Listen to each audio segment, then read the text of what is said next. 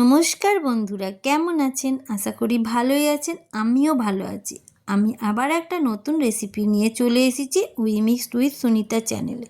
তো বন্ধুরা, আমি কী রেসিপি নিয়ে এসেছি সেটা চলো আগে এগিয়ে যাওয়া যাক।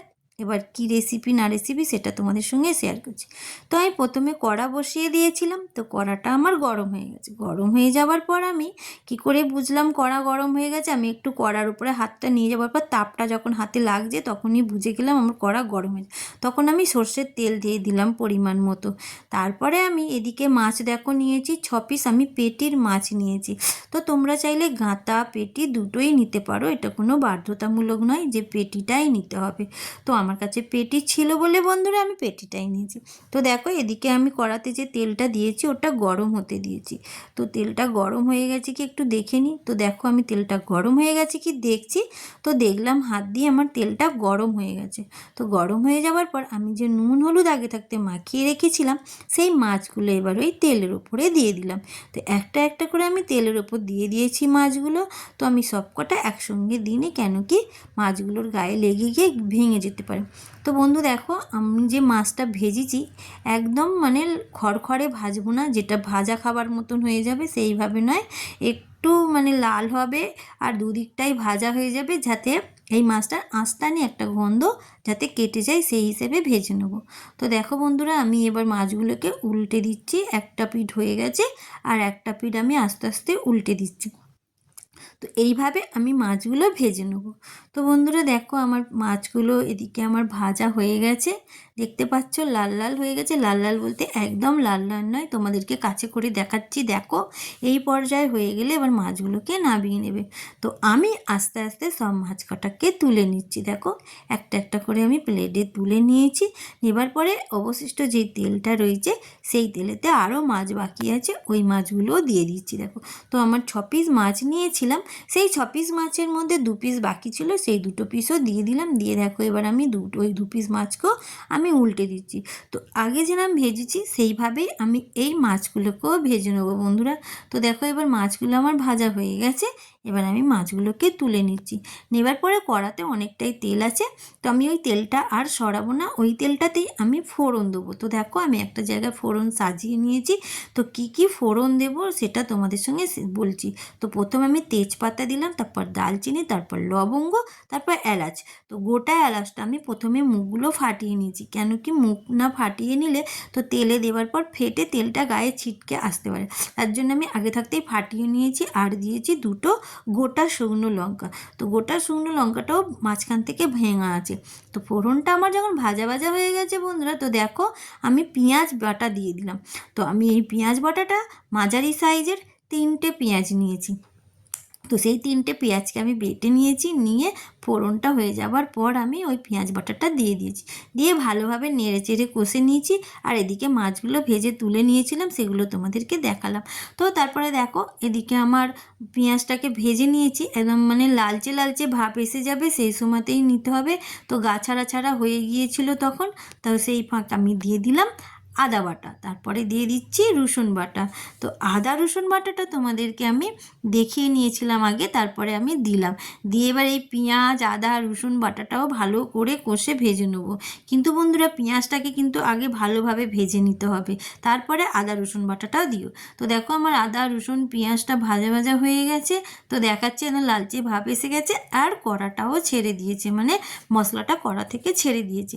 দেবার পরে আমি দিচ্ছি এখানে ধনে গুঁড়ো। তো দেখো আমি ধনে গুঁড়ো দিয়ে দিলাম 1.5 চামচের মতন। তারপর দিয়ে দিলাম জিরে গুঁড়ো। তো জিরে গুঁড়োটা দেবার পরে 1.5 চামচের মতন জিরে গুঁড়ো দিয়েছি। দিয়ে দেবার পরে দিয়ে দিলাম হলুদ গুঁড়ো।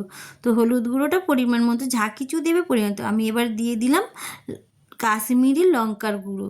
তো আমি কাশ্মীরি লঙ্কার গুঁড়োটা ছোটো চামচে 2 চামচ দিয়েছি বন্ধুরা। তো আমি এদিকে ঝাল লঙ্কার গুঁড়ো দিইনি, কাশ্মীরি লঙ্কার গুঁড়ো দিয়েছি। তো কাশ্মীরি লঙ্কার গুঁড়ো সব মশলা দেবার পরে আমি এটাকে ভালোভাবে আবার কষে নিচ্ছি। দেখো একদম মিশে গেছে, কষে নিচ্ছি ভালো করে। তারপর দিয়ে দিলাম আমি নুন। নুন দিয়ে ভালো করে কষে নিচ্ছি। তো দেখো নুন দেওয়া হয়ে গেছে আমার, নুনটা স্বাদ অনুযায়ী দিলাম বন্ধুরা। তো তোমরাও যতটা যা কোয়ান্টিটি তোমাদের হবে সেই হিসাবে মশলাও করবে আর সেই হিসাবে নুনটাও দেবে। তারপর আমি দিয়ে দিলাম চিনি। তো চিনিটা দিয়ে এবার আমি আবার কষে নিচ্ছি চিনিটা মিশে যাওয়ার জন্যে। তো পুরো মিশে যাবার পরে আমি একটা বাটিতে গরম জল করেছিলাম, সেই গরম জলটা আমি এই মশলার উপরে ঢেলে দিলাম। তো বন্ধুরা গরম জলই দেবেন, ঠান্ডা জল দেবেন না। তো গরম জলটা দিলে কি জিনিসটা তৈরি থাকে, ঠান্ডা জলটা দিলে সেইখানে তৈরি জিনিসটা আবার ঠান্ডাতে পরিণত হয়ে ওটা ওইখানেই থেমে যায়, আবার নতুন করে তার মানে কুক হতে স্টার্টিং করে। তো গরম জলটাই দেবেন। তো আমি গরম জল দিলাম, দিয়ে ঢাকা দিয়েছিলাম। তো ঢাকাটা আমি 2 মিনিট পর খুলে নেবার পরে আবার আমি মশলাটা নেড়ে দিয়েছি, দিয়ে আবার আমি ঢাকা দিয়ে দিচ্ছি। মশলাটা বারে বারে ঢাকন খুলে খুলে নাড়তে হবে বন্ধুরা, কেন কি নিচে তলা ধরে গেলে এই মশলার গুণগানটা পুরো নষ্ট হয়ে যাবে আর খেতেও ভালো লাগবে না।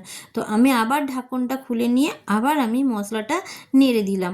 নেড়ে দিয়ে দেখো কি সুন্দর মানে নেড়ে দিয়েছি, দেওয়ার পরে আমি আবার ঢাকনটা দিয়ে দিয়েছি। দিয়ে এবার দেখো ঢাকনটা আমি আবার খুলে নিয়েছি। নেবার পর এবার আমার মশলার তেলটা ছেড়ে দিয়েছে, আর কালারটাও খুব সুন্দর এসেছে, আর দেখতেও দারুণ লাগছিলো। তো বন্ধুরা আমি মশলাটাকে আমি আবার ভালোভাবে ঘেঁটে দিলাম। ঘেঁটে দেওয়ার পর এদিকে আমি নারকোলের দুধ বার করে রেখেছিলাম। তো আমি এটা একটা গোটা নারকোলের দুধ দিচ্ছি। তো তোমরা চাইলে কম বেশি করে দিতে পারো। তো যাই হোক আমি একটা গোটা নারকোলের দুধ দিয়ে দিলাম। তো এটা নারকোল দুধ ছিল, নারকোল দুধটাও ঢেলে দিলাম আমি এই মশলার ওপরে।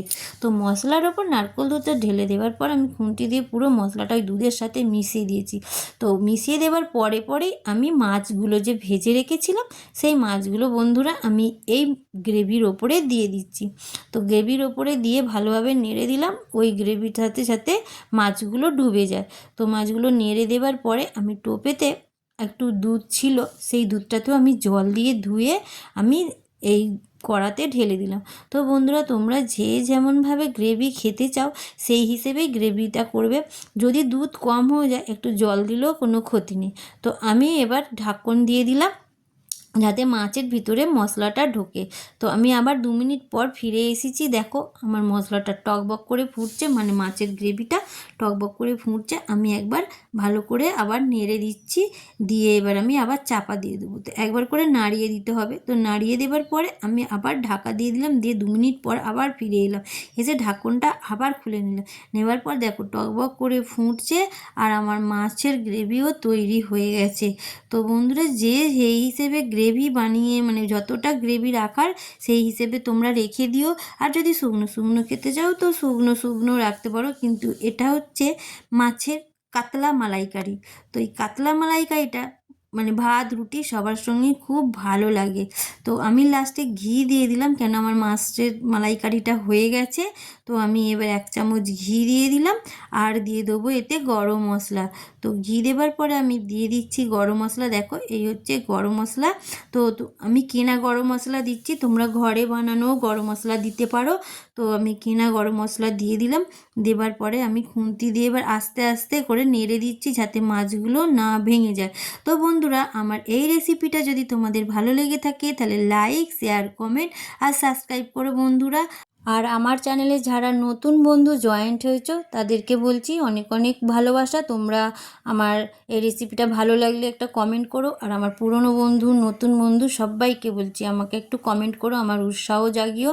কেন কি তোমাদের কমেন্ট পেয়ে আমি আরও আনন্দিত হব আর আরও নতুন নতুন রেসিপি আনতে উৎসাহিত হব।